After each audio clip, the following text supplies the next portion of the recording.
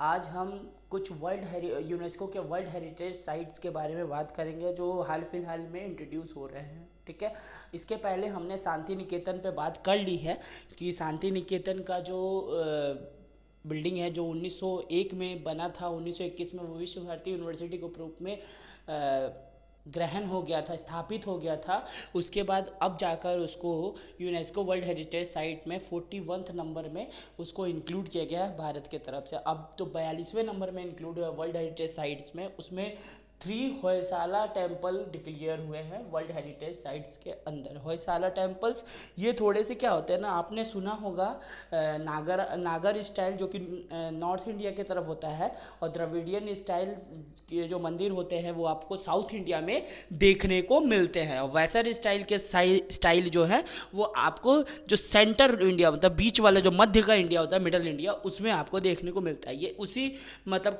उसी हिस्सा में आपका मतलब आप द्रविडियन में ही आ जाओगे ना, तो ये होयसाला टेम्पल आपको देखने को मिलेगा। देखो होयसाला टेम्पल, ये 3 टेम्पल जो कहाँ से बिलोंग करते हैं, कर्नाटका से। तो पहले 2 टेम्पलों के बारे में अभी बात करते हैं। तो पहला टेम्पल जो है वो चन्ना कैसा टेम्पल कहाँ है भाई, बेलूर में है, हसन जगह पर, और वो पड़ता कहाँ पे, केटीगई यानी कर्नाटका के अंदर। ठीक है, तो चन्ना कैसा टेम्पल याद रखिएगा कहाँ है, कर्नाटका में। ठीक है, ये बना कब है, 1117 एडी में।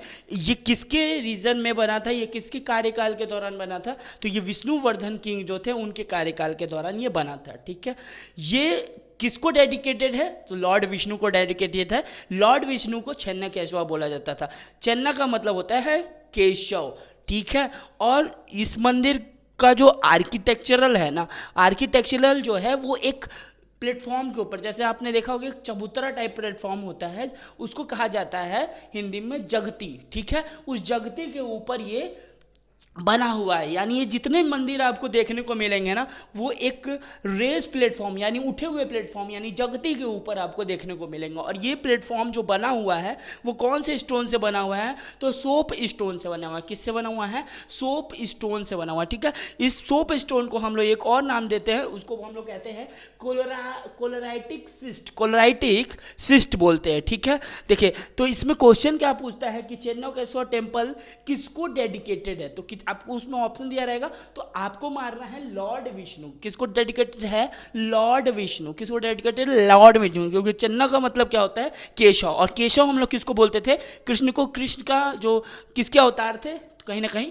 विष्णु के अवतार थे। ठीक है ना, और ये किस स्टोन से बना हुआ है, तो सॉप स्टोन से बना हुआ है, जिसे हम लोग क्लोराइटिक सिस्ट कहते हैं। ठीक है, उसी में दूसरा जो दिख के आया वो होयसाल वेरा टेम्पल, ये भी आपका कर्नाटका के अंदर ही है। और ये मंदिर जो है आपका बना हुआ वो लॉर्ड शिवा को डेडिकेटेड है, और जिनका होयसाला वेरा ही नाम है। ठीक है, बात करना रह गया था, ये आखिरी टेम्पल है केशवा टेम्पल। ये सोमनाथपुरा में है, मैसूर कर्नाटका के अंदर। ठीक है, ये बना था आपका 1268 में। और ये जब बन रहा था तो उस वक्त का किंग कौन था, नरसिम्हा तृतीय। ठीक है, और ये किसको डेडिकेटेड है, ये मंदिर किसको, लॉर्ड केशवा, डायरेक्ट दिख रहा है आपका, कृष्णा को डेडिकेटेड है। और इसी मंदिर को यानी केशवा टेम्पल को ही हम क्या कहते हैं, त्रिकुट टेम्पल। तो याद रखिएगा कि अगर आपको त्रिकुट टेम्पल लिख कर आया और ये पूछे ये किसको डेडिकेटेड है, तो आपको घबराना नहीं है, आपको आंसर करना है लॉर्ड कृष्णा। क्योंकि देखिए केशवा आपको लिख के देगा नहीं, केशव से लोग डायरेक्टली कनेक्ट कर लेते हैं कि वो कृष्ण को ही बोलते हैं, क्योंकि लोग आजकल महाभारत देख रहे हैं तो उसमें वो डायरेक्ट कनेक्ट रहे, लेकिन वहीं पर वो त्रिकुट लिख कर देगा क्योंकि लोग कन्फ्यूज करेगा, क्योंकि एग्जामिनर आजकल का कन्फ्यूज करने में ज़्यादा विश्वास करता है।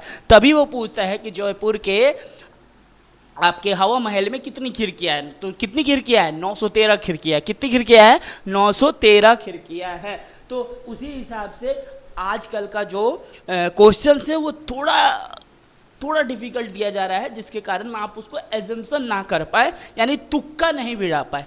समझने की कोशिश कीजिए, तुक्का नहीं भिड़ा पाए।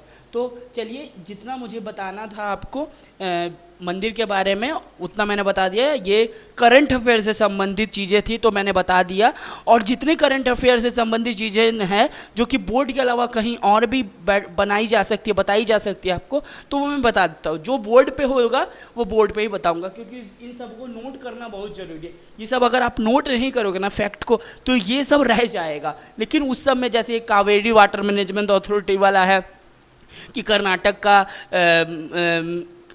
का डिस्प्यूट तमिलनाडु और उससे चल रहा है आपका कावेरी के वाटर के लिए, कि उनका रेशियो उनको नहीं मिल रहा है। तो मतलब वही सब चीज़ है, उन सब बातों पे बात की जा रही है। फिर एक WHO का रिपोर्ट आया है कि 76 मिलियन